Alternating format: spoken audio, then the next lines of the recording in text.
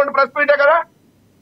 ఈ పవన్ కళ్యాణ్ చెప్పగానే మీ అందరికి బాగా బాగా ఇదొచ్చి మాట్లాడుతున్నారు. అసలు ఎందుకే పవన్ కళ్యాణ్ చెప్పినందుకు మీ బాధ, జగన్మోహన్ రెడ్డి గారు చెప్పితే ప్రజలు నమ్మట్లేదని మీ బాధ.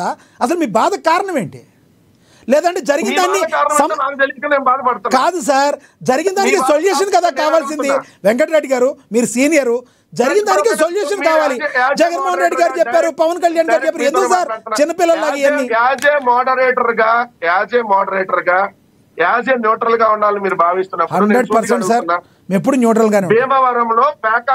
భీమవరంలో డిఎస్పీ జయసూర్య అనే అతను పేకాట క్లబ్లు నిర్వహించాడా లేదా? పాయింట్ నెంబర్ 1 నిర్వహించాడనేది ఇక్కడ డిప్యూటీ సీఎం గా ఉన్నటువంటి ఒక మంత్రి స్థానంలో ఉన్నటువంటి పవన్ కళ్యాణ్ చెప్పినటువంటి మాటలు. లేదు డిఎస్పీ జయసూర్య అనేవాడు చాలా మంచివాడు, ఇతనంత మంచి కుర్రాడు ఇంకొకటి అసలు ఈ దేశంలోనే లేడని ఇంకో వ్యక్తి ఎవరు చెప్పారు? అదే కూటమిలో ఉన్నటువంటి ఎమ్మెల్యే కమ్ డిప్యూటీ స్పీకర్ గా ఉన్న వ్యక్తి చెప్పాడు. దీన్ని మీరు క్వశ్చన్ చేయాల్సింది ఎవరు? జయసూర్య అనే అతను మంచాడా చెడ్డాడా? పవన్ కళ్యాణ్ చెప్పింది కరెక్టా, లేదంటే ఎవరైతే రఘురామకృష్ణరాజు చెప్పింది కరెక్టా? దీన్ని మీరు క్వశ్చన్ చేస్తున్న వైసీపీనా, తెలుగుదేశం, జనసేన? మీరు చెప్పండి ఆన్సర్. కంటిన్యూ చేయండి. మీరు దానికి ఆన్సర్ చెప్పాల్సింది ఎవరు? వాళ్ళు చెప్పాలి. ఎస్ అండి రఘురామకృష్ణరాజు చెప్పింది కరెక్ట్, లేదా పవన్ కళ్యాణ్ చెప్పింది కరెక్ట్. మరి జనసేన ఎమ్మెల్యే చేస్తున్నాడు అక్కడ.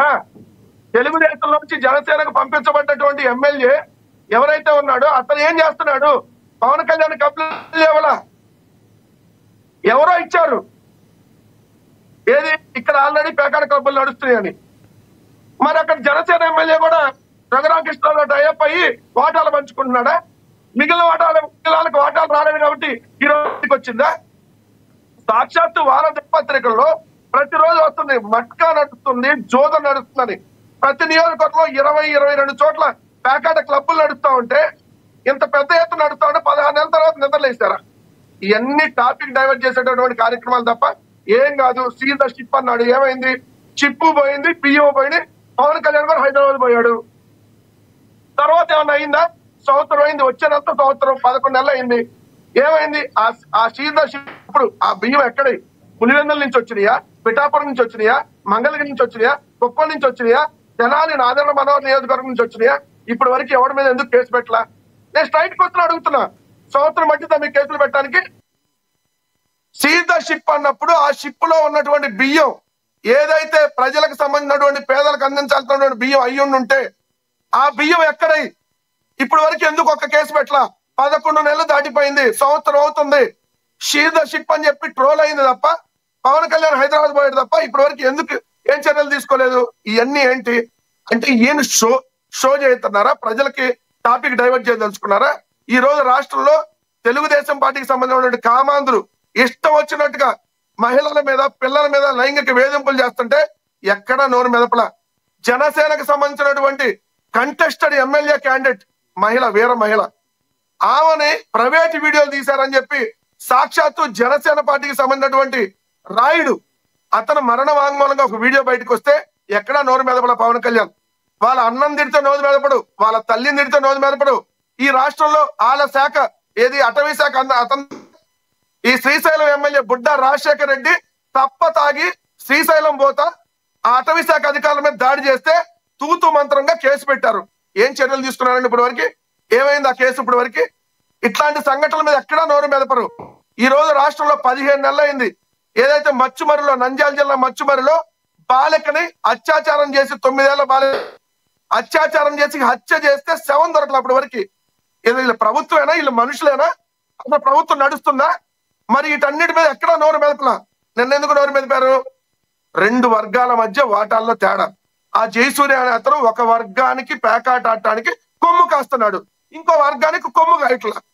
అరే అసలు వీళ్ళు మనుషుల్లాగా ప్రవర్తిస్తున్నారు. నేను గట్టిగా మాట్లాడితే చాలా పరిశుభ్యాలంతో ఉంటది కానీ ఏమంటే 16 నెలలుగా తెలియదా?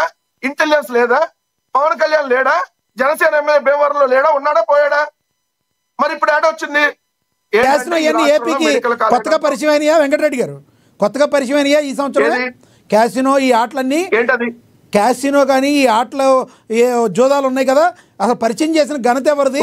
కొత్తగా పరిచయం అయినాయా ఈ సంవత్సరం పరిచయం గతంలో కూడా ఉన్నాయా మీ ప్రభుత్వం? 16 అయిపోయింది.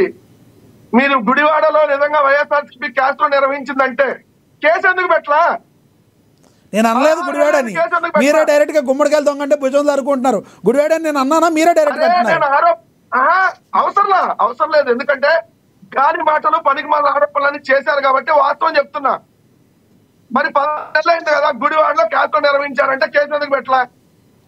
అంటే వాళ్ళు చేసే తప్పుడు ఆరోపణలని అర్థం కదా. మా మీద అనేక రకాల కేసులు పెట్టారు కదా ఇప్పటి వరకు, మరి ఇంటి మీద ఎందుకు పెట్టలా?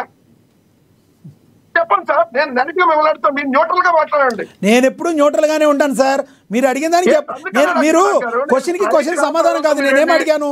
మీరు ఇప్పుడే కొత్తగా వచ్చినాయా క్యాసినోలు గతంలో ఉన్నాయా అని అడిగా.